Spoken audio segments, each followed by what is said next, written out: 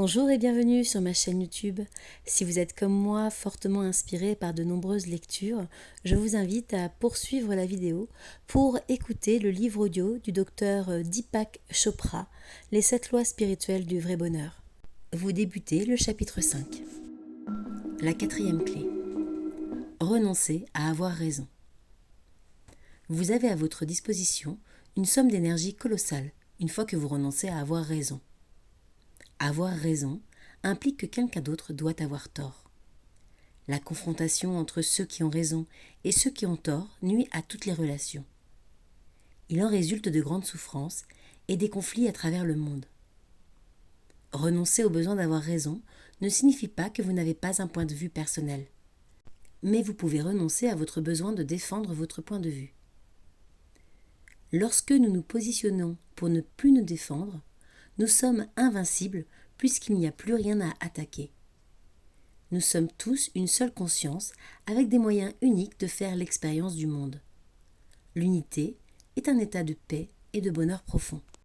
Citation de Tao Tse King. Si vous ne prenez jamais de l'importance, jamais vous ne la perdrez. Celui qui accepte que tout soit flou dans la nature chérit toute chose. La plupart des gens sont piégés quand ils essaient d'imposer leur point de vue au monde.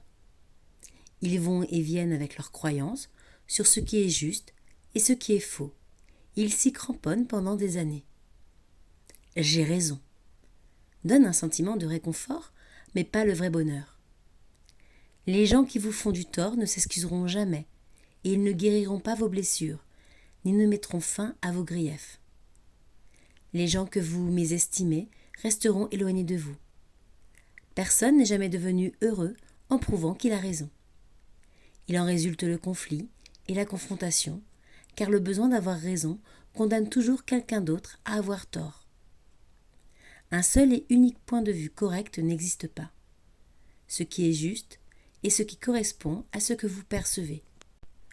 Vous voyez le monde tel que vous êtes. Les autres voient le monde tel qu'ils sont. Cette vision est considérablement libératrice parce qu'en premier lieu, elle fait de vous un individu unique. En définitive, elle fait de vous un créateur au même titre que Dieu. Car au fur et à mesure que votre conscience s'élargit, la réalité fait de même. Un formidable potentiel secret vous est révélé.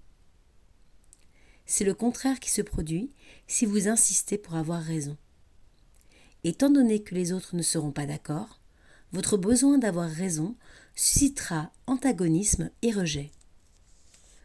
Comme nous en sommes tous tristement conscients, si le besoin d'avoir raison est inflexible et impérieux, des guerres s'ensuivent, engagées souvent au nom de Dieu. Si le monde est un miroir qui reflète celui que vous êtes, il est toujours le reflet d'un point de vue. L'objectivité est une illusion de l'ego, destinée à pousser l'ego à croire que ce qu'il voit est juste. Il est tragique de constater que les gens sacrifient le véritable objectif de la vie, qui est d'être plus joyeux et plus heureux, pour avoir la moindre satisfaction de juger les autres et de se sentir supérieur. Si vous voyez le monde avec un regard de juge et non pas avec des yeux pleins d'amour, c'est ce monde que vous habiterez. Des conflits surviennent parce qu'on ne comprend pas qu'il y ait autant de points de vue qu'il y a de gens. Notre point de vue, qui est unique, est un cadeau. Nous vivons dans un univers qui reflète qui nous sommes. Nous devrions le chérir et le célébrer. Au lieu de cela, nous nous empressons de défendre le minuscule lopin de ce monde que nous détenons. Considérez la matière dont les relations évoluent. Nous nous entendons bien avec une personne qui partage notre point de vue. Nous avons l'impression d'avoir établi une relation intime. Nous avons l'impression qu'elle nous approuve.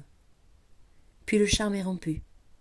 Il s'avère que cette personne a de nombreuses opinions et de nombreuses croyances que nous ne partageons pas du tout. C'est alors le début du conflit entre ce qui est juste et ce qui est faux, et le chemin du malheur s'ouvre devant nous. La relation intime que vous avez nouée avec cette personne rend encore plus pénible la découverte que vous êtes en désaccord sur certains points. Au plan subtil de l'affectivité, vous vous sentez abandonné. l'impression merveilleuse de fusion avec quelqu'un que vous aimez est détruite. À ce moment-là, l'amour est compromis, car les deux personnes subissent le retour de l'ego qui leur dit « Moi j'ai raison, ma façon de faire les choses est la seule valable. Si tu m'aimais vraiment, tu céderais. » En réalité, l'amour n'a pas été mis en échec.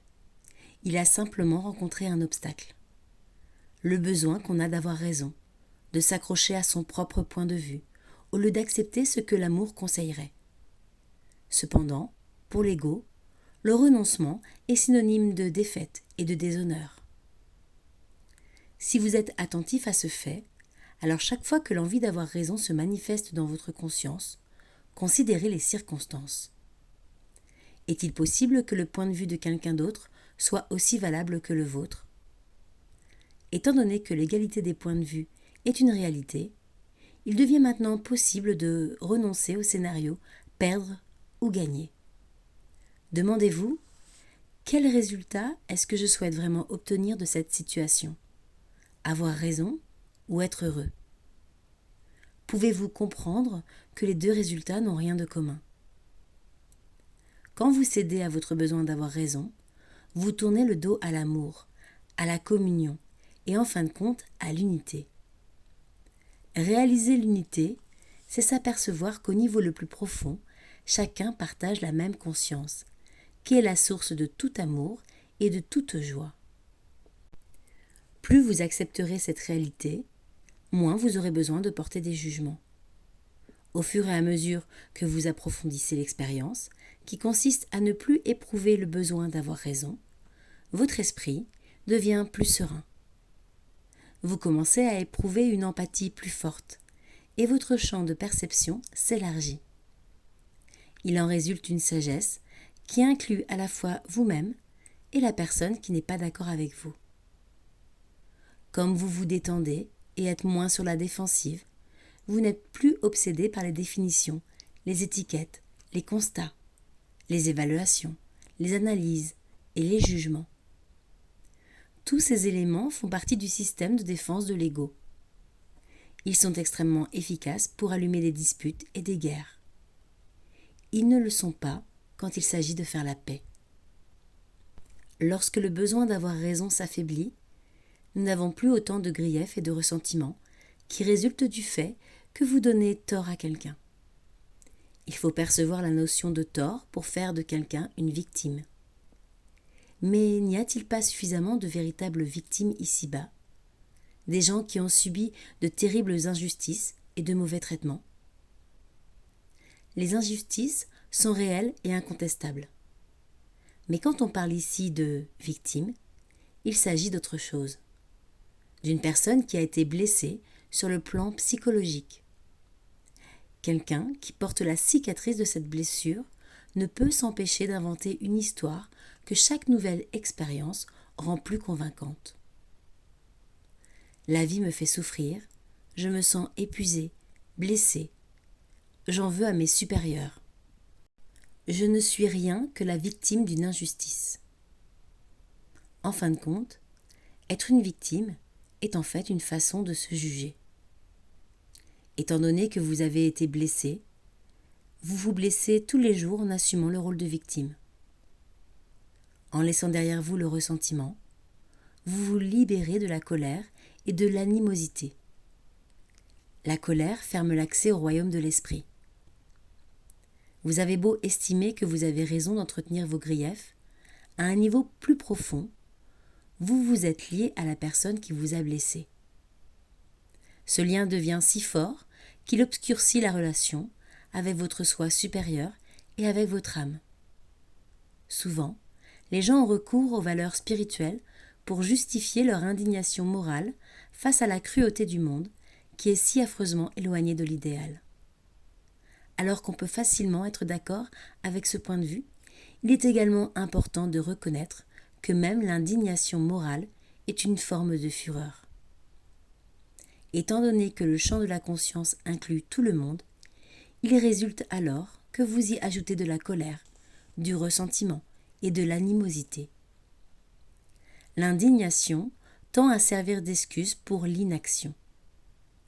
Les gens qui mènent un véritable combat contre l'injustice du monde ne sont pas enflammés par la colère. Ils sont lucides, maîtres d'eux-mêmes et sûrs de ce que représentent leurs valeurs.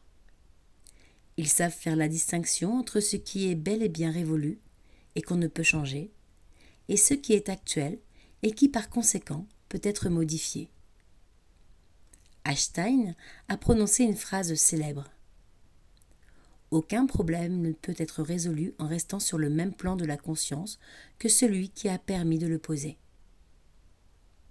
Cela vaut la peine de vous en souvenir chaque fois que vous êtes tenté de trouver une explication logique à votre colère en la qualifiant de justifiée. La justification n'a jamais rien résolu. Elle suscite simplement encore plus de colère. Elle provoque un antagonisme plus profond. Surtout, elle va à l'encontre de la règle d'Einstein. Le plan où on trouve la solution est toujours différent du plan où se trouve le problème. Pour dépasser le plan où se trouve le problème, vous devez vous regarder avec lucidité. De nombreuses personnes ignorent même quand elles défendent leur besoin d'avoir raison. Les signes ne sont pas toujours la colère et le ressentiment. Mais une conduite qui se veut conforme à la morale a toujours un dénominateur commun, le refus de lâcher prise. Seul le lâcher prise donne la liberté de ne pas juger. Quand votre ego vous domine, le lâcher prise vous donne l'impression d'une défaite totale. L'ego prospère dans les conditions suivantes. Vous obtenez ce que vous voulez, les autres acceptent de suivre votre programme de vie. Vous avez l'impression d'être maître de vous-même. La démarcation entre ce qui est juste et ce qui n'est pas juste est claire. Personne ne franchit la frontière entre ce qui est juste et ce qui n'est pas juste. Vous énumérez les conditions indispensables pour aimer quelqu'un et pour être aimé en retour. Toute personne qui est d'accord avec vous montre qu'elle vous aime. Une personne qui vous obéit vous donne l'impression d'être en sécurité. Une personne à laquelle vous devez obéir ne vous donne pas l'impression d'être en sécurité. Ce qui est ironique, c'est que ces conditions nécessaires pour que votre ego s'épanouisse rendent très malheureuse la personne que vous êtes réellement. Si vous êtes le responsable, vous ne ressentez pas de joie. Si vous exercez une autorité sur autrui, vous ne recevez pas d'amour. Si vous défendez la frontière entre ce qui est juste et ce qui n'est pas juste, votre champ de conscience ne s'élargit pas. Cependant, l'ego est si fascinant que d'innombrables personnes recherchent le bonheur dans les conditions que nous avons évoquées. Elles peuvent même parvenir à une parfaite maîtrise d'elles-mêmes et exercer leur pouvoir sur les autres, mais, en agissant ainsi, elles sacrifieront le soi authentique. Pour trouver le soi authentique, vous devez vous abandonner à ce soi, et la meilleure façon d'y parvenir, c'est lâcher prise face à une autre personne. Cela ne signifie pas qu'un ego lâche prise face à un autre ego. On pourrait alors parler de défaite. Au lieu de cela, vous partagez avec l'autre personne la vérité sur vous-même. Vous voulez l'amour sans limite. Vous voulez vous sentir en sécurité. Vous voulez vous exprimer de façon créative. Vous voulez étendre votre champ de conscience dans la joie. Vous voulez être libre. Ce que vous désirez par-dessus tout, c'est réaliser l'unité dans un état de parfaite sérénité. Quand vous pouvez partager ces désirs profonds avec autrui, que se passe-t-il? La même chose que ce qui s'est toujours passé. Le monde reflètera votre degré de conscience. Dans ce cas, le reflet provient d'une autre personne, celle qui partage votre vérité. Quand vous dites à votre bien-aimé « Tu es tout pour moi », il faut prendre l'expression au pied de la lettre. Mais c'est seulement la première étape du lâcher-prise. Il n'est pas possible que deux personnes veuillent la même chose à chaque minute de la journée. Elles veulent toutes deux des choses différentes. Elles ont toutes deux des points de vue différents. Afin de lâcher prise sans vous contenter d'être un simple idéal, il faut avoir le sens pratique. De nombreuses personnes veulent avoir une relation spirituelle, mais elles chutent en butant sur les nombreux obstacles qui se dressent dans la vie quotidienne. Par exemple, des problèmes d'argent, de carrière, de famille et d'ambition. Il ne sert à rien de supprimer ces problèmes, ni d'accepter des compromis incapables de satisfaire les deux parties. Si vous ne pouvez pas vous épanouir, vous ne pouvez absolument pas faire s'épanouir quelqu'un d'autre. Le secret ne consiste pas à lâcher prise face à une autre personne. Il ne consiste pas non plus à ce que chaque personne lâche prise face à l'autre. Vous devez lâcher prise en vous abandonnant au chemin. C'est un chemin que vous avez en commun avec autrui. Vous ne prenez pas votre engagement en ce qui concerne votre désir ou le désir de votre partenaire. Le désir personnel est secondaire. Vous vous engagez à aller là où le chemin vous conduit. De cette façon, vous renoncez à votre point de vue centré sur l'ego. Vous vous concentrez sur l'espace qui se trouve entre vous et la personne que vous aimez. C'est l'intervalle entre l'ego et l'âme. Chaque fois que vous êtes tenté d'obéir à votre ego, allez dans cet espace partagé et posez-vous les questions suivantes. Quel choix est plus porteur d'amour? Qu'est-ce qui amènera la paix entre nous? Dans quelle mesure suis-je pleinement conscient? Quelle sorte d'énergie est-ce que je crée? Est-ce que j'agis par confiance ou par méfiance? Est-ce que je ressens ce que ressent mon ou ma partenaire? Suis-je capable de donner sans rien attendre en retour? Ces questions ne déclenchent pas de réponse toute prête. Au contraire, elles servent à vous éveiller spirituellement. Elles vous mettent en résonance avec un processus qui dépasse le moi et le vous. L'espace que vous partagez avec quelqu'un d'autre vous permet de regarder au-delà de l'ego.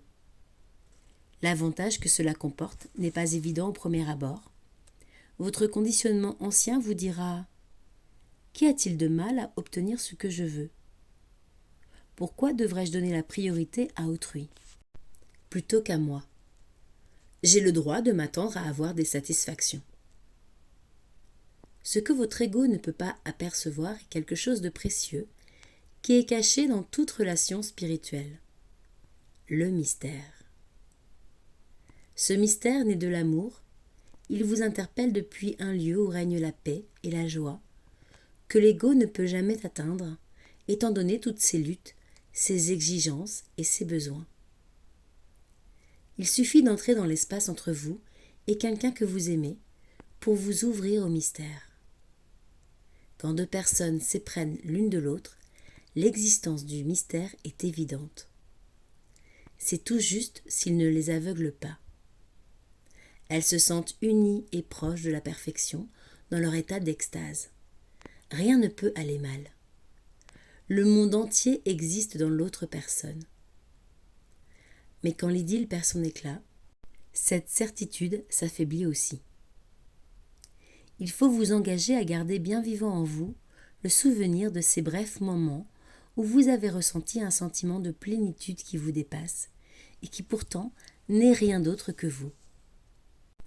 Quand vous vous engagez sur le chemin, vous vous abandonnez à lui.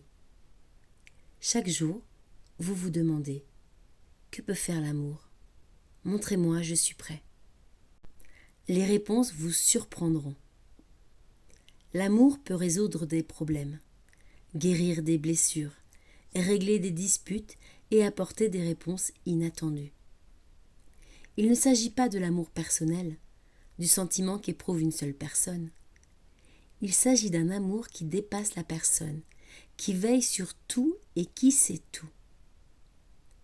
Quand vous vous abandonnez à lui, les divergences quotidiennes n'ont guère de sens. L'argent, l'ambition, la carrière, les soucis de famille reprennent tous leur place. Un pouvoir invincible réconcilie les contraires. Il crée de lui-même l'harmonie.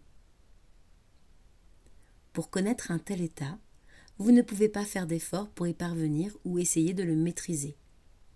Vous vous laissez aller dans un état d'ouverture. Vous êtes témoin de ce qui se passe, vous êtes complètement détendu. Vous obéissez quand une impulsion bénéfique s'empare de vous.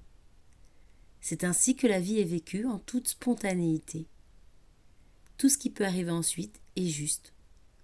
Tout ce dont vous avez besoin au niveau le plus profond vous est automatiquement accordé.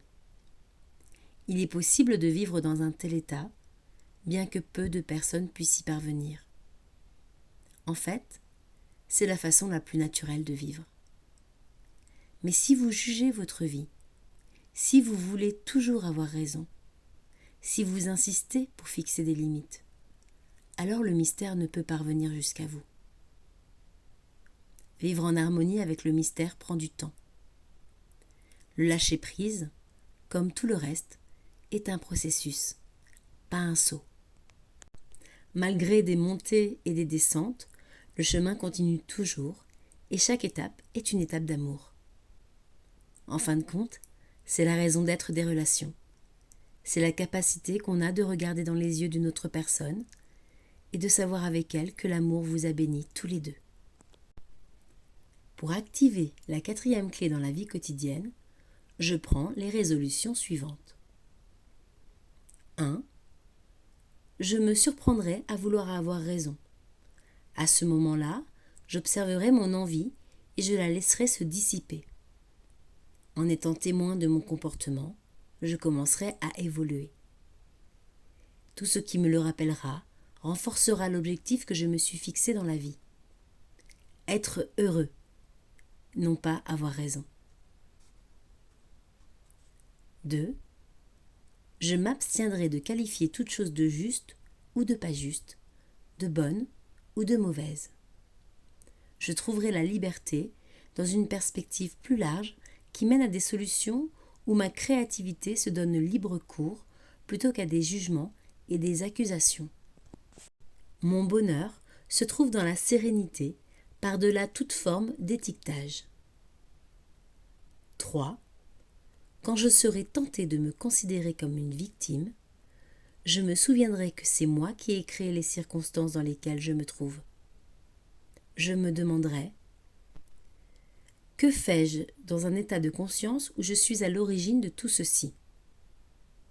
Simplement en posant cette question, je passerai de l'état de victime à celui de créateur. Pour ne rien rater des prochains chapitres du livre de Deepak Chopra, Les 7 lois spirituelles du vrai bonheur, je vous invite à vous abonner à ma chaîne Holistique Inspiration et à laisser un commentaire sur vos ressentis suite à la lecture. Vous retrouverez les différents liens vers les différents chapitres en description de la vidéo. Je vous dis à bientôt pour d'autres lectures inspirantes.